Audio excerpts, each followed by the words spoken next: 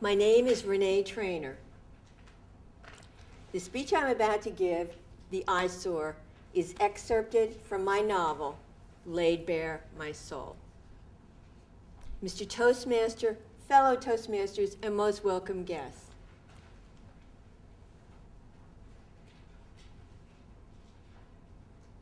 My mother was the center.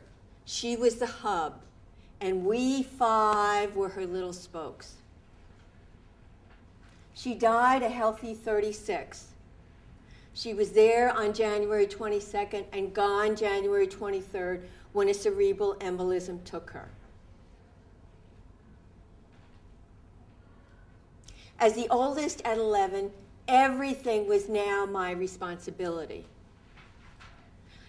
The wash was a disaster. My father's shirts were hot pink. My brother's shorts were fuchsia. I had the iron down to iron a shirt when I remembered the vacuum cleaner at the bottom of the stairs. I raced down to, I left the iron on the shirt, raced over to get the vacuum so the kids wouldn't fall when I heard the cries of my baby brother upstairs. I raced up the stairs to my baby brother and brought him down and put him in his bassinet, and then I thought, oh my goodness, the wash. I raced downstairs to the wash only to find that the wash was moldy. I heard my baby brother still crying. I raced up the stairs, gave him his bottle while the spaghetti sauce burned.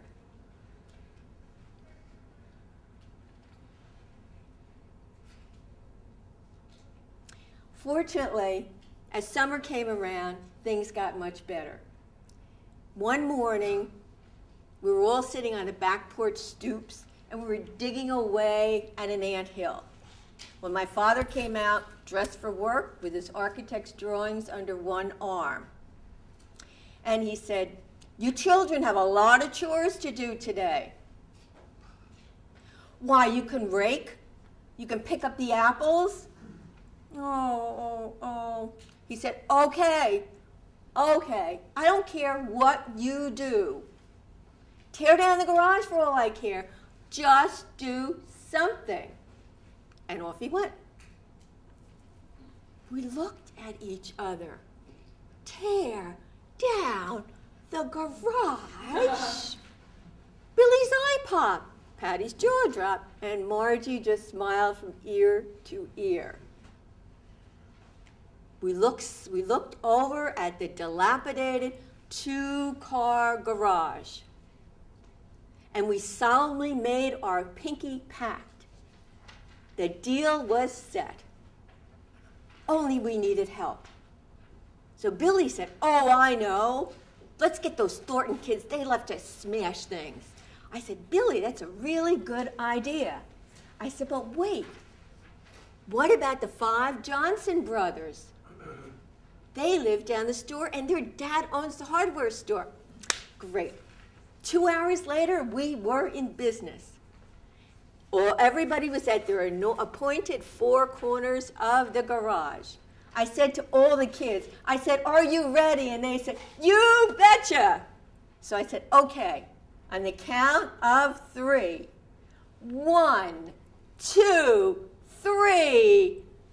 Bam! Down, down, down came the garage. Dust and debris were everywhere. We looked at each other in amazement. This is so cool. This was awesome.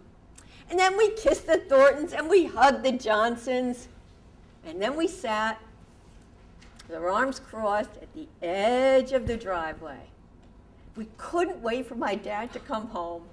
And Patty said, "Oh, he's going to be so excited when he sees what we've done."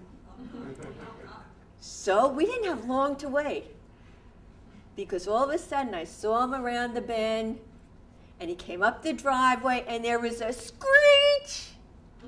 We all ran over to him. He said, Daddy, aren't you happy? We did just what you wanted." And he looked a little stunned.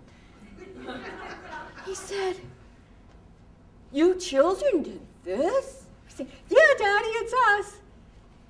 And he took a deep breath, and he slowly got out of the car and started to walk back to the house. And just about then, my little sister, Margie, looked up at him. She said, "Oh, Daddy, aren't you happy? We got rid of Mommy's eyesore.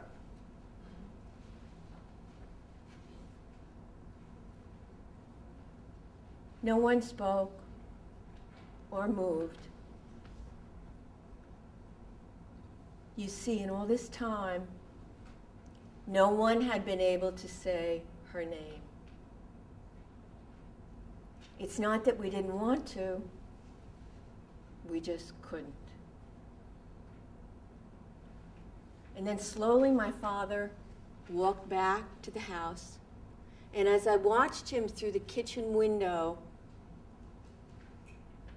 I watched him take a dusty bottle of scotch, and with his other hand, he grabbed a jelly jar and he poured it to the rim. He took a deep gulp. And then slowly he put the glass down and moved everything away. He took off his glasses and put them down. And then he put his hands over his head and put his head down on the table.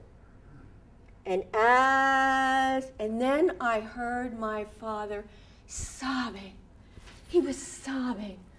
I couldn't bear it. I couldn't stand it. I ran over to the wood pile and I found an axe and I hit the wood over and over and over.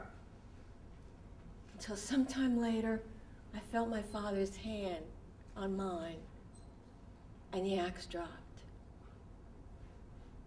And he took my hand and slowly walked me back to the house.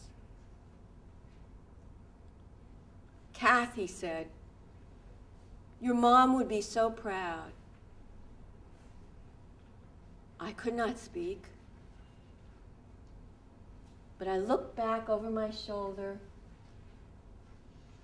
The eyesore was no more. Thank you.